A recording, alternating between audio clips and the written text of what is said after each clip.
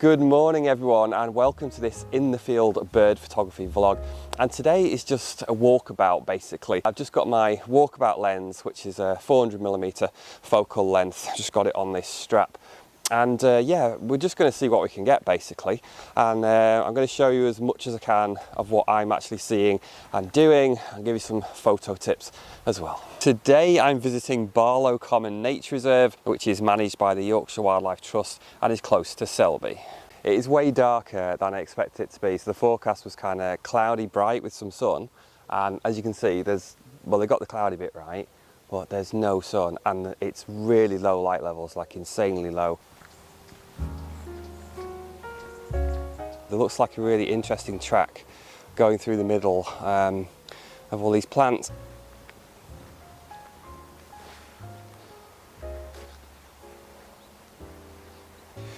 God, never seen so many teasels.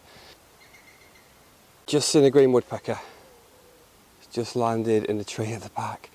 Was there a second one? Yep. See one of them on the tree. And that one's just flown off. Okay, I just heard him again in a slightly different place, but pretty close to where it was before. So obviously this is a good place for green woodpecker. I've just seen it again, no way. I think it's got to be worth hanging around in that corner, surely. I knew there's green woodpeckers around, I've read that, but it's not a bird you can guarantee to see. It's on the lens there. What I'm going to do, I'm just going to go up there just to get a bit closer. I'm not really expecting to get any pictures, but you never know. And there's two, which is always better than one, right?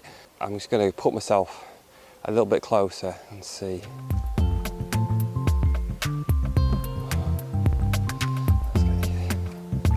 Right, this is my chosen spot. I'm kind of in the vicinity of the woodpecker, but also I'm near to the tree where it was actually perched. And I've noticed there's a really bare tree, like a really bare naked tree there that it might fancy. And then there's some quite bare trees over there as well. I've seen it fly twice along here, the same flight path. So I put myself here, and what I've done, I'm against these teasel. Also, if you see the tree behind me, I'm just trying to break up my outline a little bit. It might not make a massive difference, but sometimes it can help just that little bit, just to break up my outline from the sky, from the horizon. Oh, there's a little bit of rain now, God. I'm trying to photograph a green woodpecker randomly just from standing on a path, hoping it'll turn up, but I've got a good feeling. But I'm going to give this half an hour. It's what is it, 20 to 9, and the rain's coming down now. Hopefully it doesn't last too long.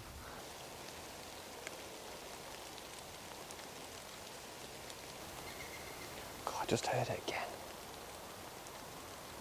There's so much activity around here. Flying and calling. Well, it doesn't mean you're going to get a picture. There's nearly 0% chance of rain this morning apparently.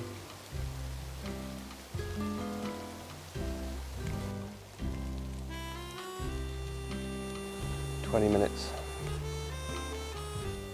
Seem very active at the moment. Always get ready. Always be ready. Always remember that your mirrorless camera needs giving a kick before it does anything. Not like the old DSLR where you throw it up to your eye and you can see, which I do kind of miss, but I still forget with this sometimes. I just press a button to get it to wake up. And the rain started again. Well, I've got 5 minutes left, and I have seen the green woodpeckers and I've heard them. They're definitely about. There's one flying across right now.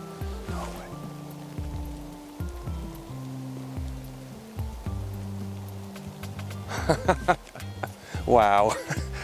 All I managed to do was get some footage of him flying across, but at least it proves there's green woodpeckers for you.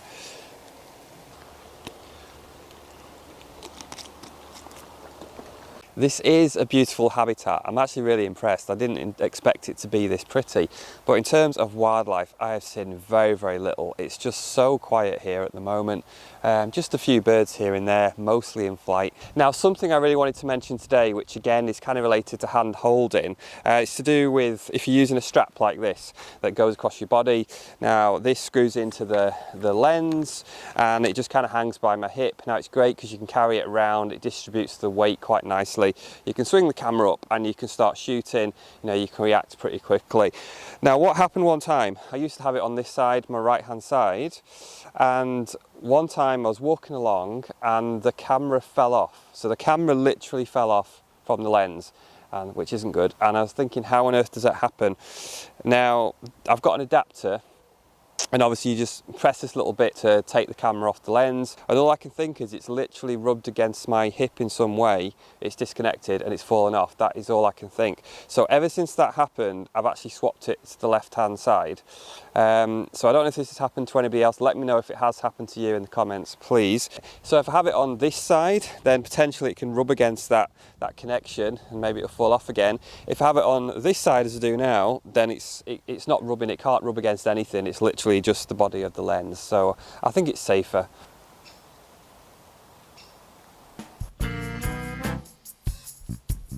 Finally, I actually get an opportunity to do some bird photography.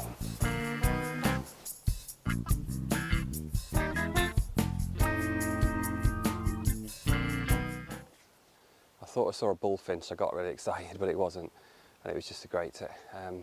What I'm going to do is just watch where they're landing, basically, because they're coming in to feed, but just to see where they're landing, if there's any specific perches.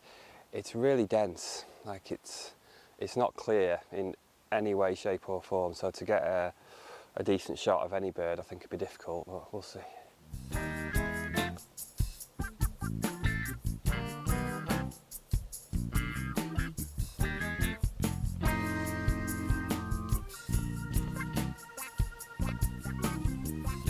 Missed that one.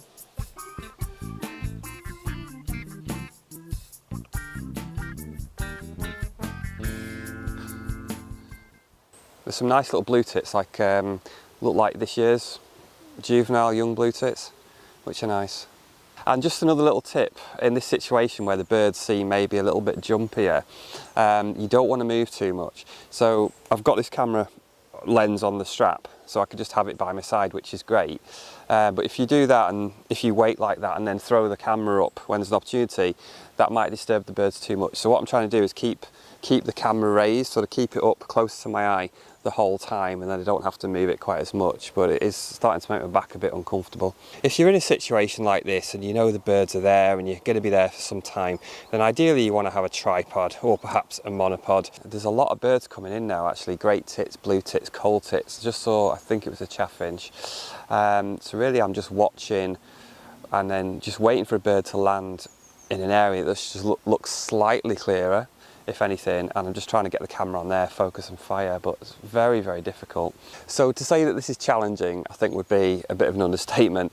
The birds are moving so fast, I don't know, they just seem really jumpy here, maybe they're not as used to people, but there's just so many branches, it's just so dense, so many branches everywhere, there's very few clear views.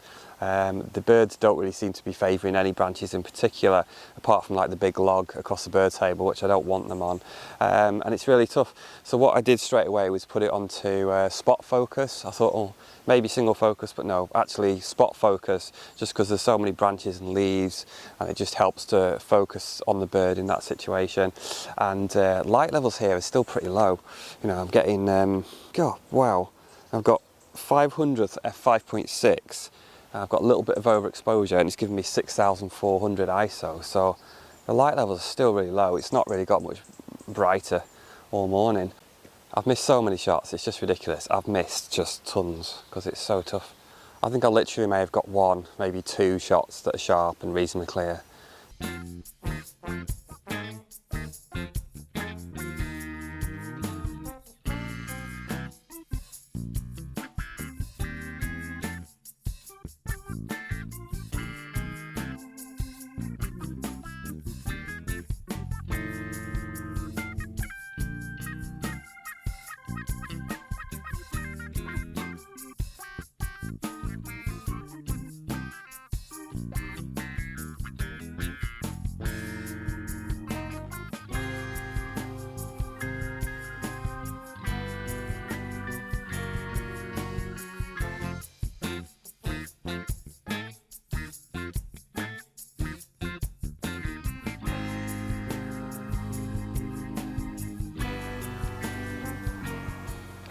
If you tend to do this kind of walkabout style photography, then I think it's a good idea just to have a little bit of bird food on you. It can really make a difference. You never know when it can work. So I've got today just a couple of tubs that I brought with me just to put in my camera bag. One little tub that's got the mixed seed and like sunflower hearts in there, and then I've got another tub with some peanuts. It's just like two different kinds of food sources.